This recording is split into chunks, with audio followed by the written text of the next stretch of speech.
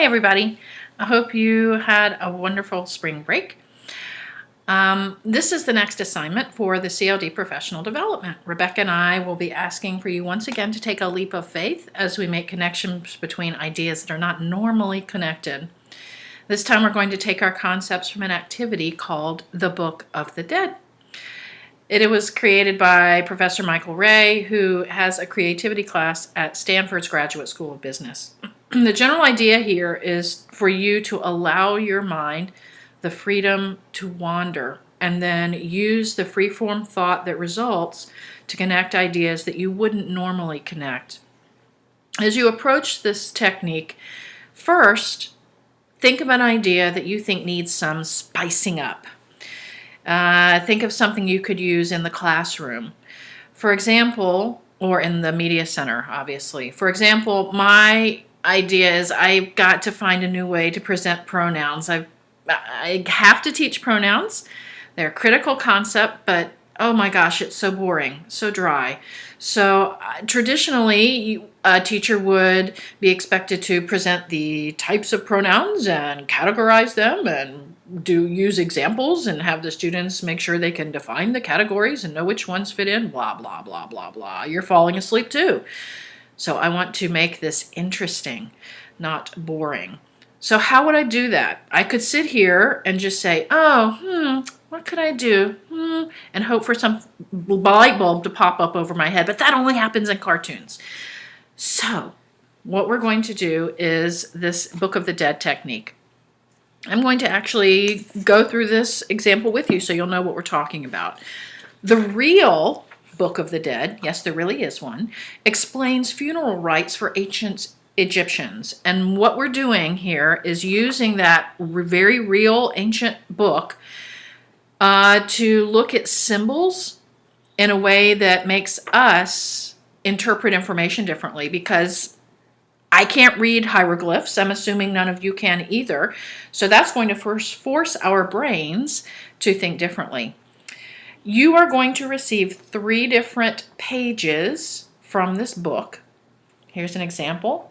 You'll get 3 sets of pictures, hieroglyphs. These are real hieroglyphs.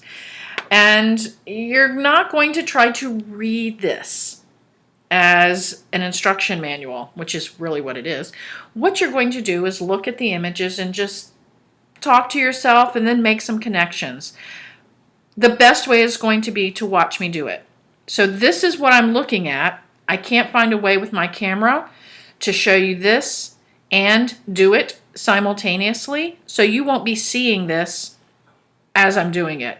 But this is what I'm looking at. So here we go. I'm moving my camera so that you can see my whiteboard that I will be recording information on. There's my whiteboard. And as you're hearing me, I am going to be reading aloud to myself those pictures that I just mentioned to you. There are no rules here. Please just try it out. All right, so star. I'm going from left to right, by the way, but you don't have to. And I'm skipping ones. Ooh, and what is that? It looks like a guy holding a shield. And then there's odors coming from a body. This is my interpretation. Your interpretation may be totally different. There's a bird standing over a cup. Oh, and then there's a picture in a frame sort of image. Oops, frame. And so on and so forth. And so I have this list of words. And these in themselves are somewhat meaningless. And remember, my thought process has to do with pronouns. Pronouns, pronouns. So now I'm going to look at this list. And you can do a lot more of these. I'm doing it briefly so that you're not listening to me talk for 9 minutes. What do these say to me? These words that I've just taken from here. Star, shield, odors, bird over cup, picture, and frame. I'm already, in my head, seeing a story. A bird starts out in a frame, and he comes to life.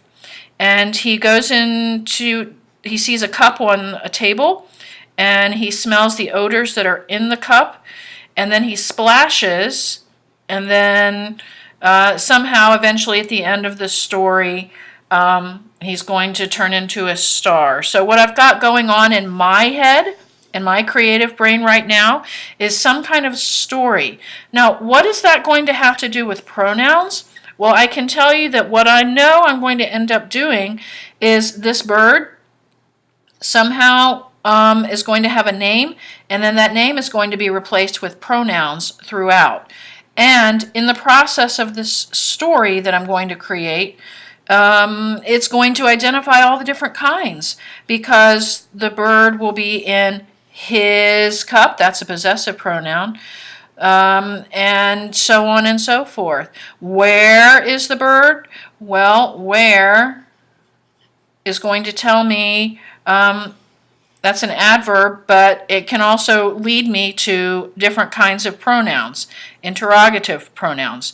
So that's where my head is going, all from looking at these pictures that are on this set. That's it in a nutshell. There are no rules. You have to let your brain go wherever it needs to, and then look at your results and make some connections for what you can do. It does not have to be a story. I just know that's what's going to work for me in my environment. Maybe you will end up drawing some picture from these, or maybe you will make some connection between two of the words, shield and odor. Maybe somehow because they have two D's, that's going to make a connection for you. Or maybe the two S's in star and shield. But you have to let your brain do whatever it wants to. And you'll just let us know the process that you came up with. What lesson did you decide to create for? How did this process go for you? And how did you use it? That's what we want to know. How did the process go, and how did you use it? Remembering that your process will probably look quite a bit different from mine. Have fun with it.